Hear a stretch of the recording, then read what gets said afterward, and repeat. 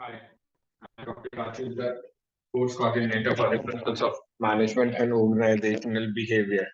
Today, I will discuss rather on the evolution of management. Now, when we talk about evolution means that the development which took place from the very primitive stage of what we call it as management as to today, what we call it as a modern management. Now, the over the period of years, the management has been discussed and viewed upon differently in different eras of the developmental stages. Earlier, the stages, if we talk about the primary stage, was when there was an industrial revolution, and before even the industrial revolution, there was the people, they were doing their work according to their own whims and fancies, according to their own body of knowledge, or whatever methods they thought of is good enough to the world. Now, then it's what we call it as at a primitive stage, and the primitive stage led towards the industrial revolution. Now, the industrial revolution, which took place in England, has given the momentum to the various activities, which we call it as the developmental activities in the field of industrial scenes. And when we talk about the development into industrial area or industrial development took place, overall there was innovations being carried out, and people, they were involved in various activities, in manufacturing activities, and making new things. And therefore the very concept of management evolved. So the knowledge of management today is the result of continuing innovative ideas and practices over a long period of time in the pages of management history. The management has evolved and changed considerably over a period of time. Now, the people they were doing their work, and then the experienced people, or the people who have got the knowledge, and they were able to implement their knowledge into the working of manufacturing organization. Therefore, led to the various management thoughts. So the various the theories of management, therefore, been classified into three major categories. That is the classical theory, the neoclassical theory, and the modern theory. Classical theory, as the name suggests, the classical is the oldest theory, where the management concepts in some way or the other were brought in, and there were various engineers and the people who took part in the into giving the various aspects and various approaches as to how to run the organizations. Now, one important thing is very important of what I feel to put it into here is that when we talk about developmental stages, it is not that it should not give us an idea that because of one aspect failed and that led to the another approach, or rather one approach failed and the another approach failed. No, it is just upon the improvements on the various thought processes of the people as to how to run the organization, or how the organization should run according to their own aspects, according to their own methods of doing the work.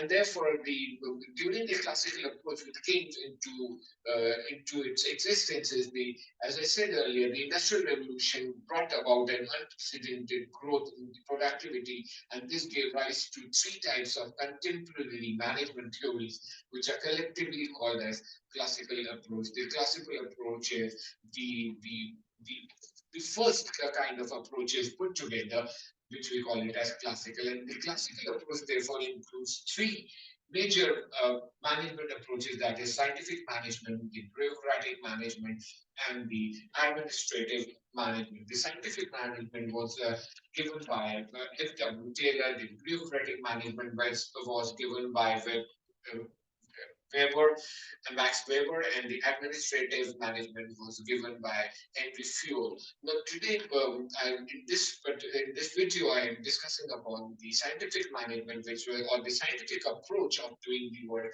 which was being given by F.W. Taylor.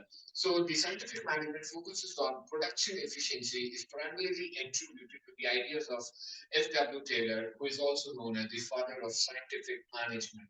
Now, as the very first line, the scientific management focuses on production efficiency. Now, Taylor was an engineer, and because of his expertise and the knowledge of running a business organization, he emphasized. Taylor emphasizes on his idea of running a business organization successfully was to focus on the production. If according to him, if the production is increased, it is the only way of running a business organization. In a way, it was like even this aspect, is being followed even today. In order to efficiently run an organization, one way is to to to work on the production aspect. If we are able to increase the production, it is only then we will be able to sell more. And if we are able to sell more, we will be able to fetch more profits. And therefore, the ultimate goal of any business organization, which is being followed from the very scientific era to the modern era, the classical era to the modern era, is one aspect is this. Uh, Taylor, criticized the methods of traditional management, which were composed of the following methods. Now, Taylor was of the opinion that the traditional method of doing work, that is, the people who used to work according to their own thumb rule or their own aspect, should be avoided. In order to run the organization, Taylor suggested that we should focus on as to how to produce more and more. So therefore, the scientific management, which was given by Taylor, there are various aspects, related to it. The first is managerial decisions were made on the basis of intuition, feelings, opinions, and traditional past experiences rather than scientific investigation. Now, when these Taylor suggest about scientific investigation, there was no science involved in it, but the doing the work correctly, taking into consideration the time and motion study, particularly because he was an engineer, so he focused on more on time and motion study. And the study of science, time and motion study, in order to produce more and more, he came up with an idea. He called his theory as the scientific investigation.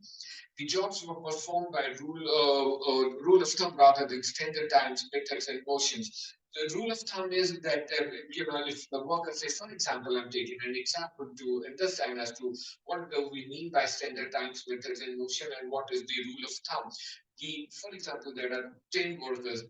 One worker is able to produce 5, the another is able to produce 7 products or units, and the other is able to manufacture only 2 in a day. So all these people, they were put together, and the total was being made that the 10 workers, they are able to make 50 units altogether.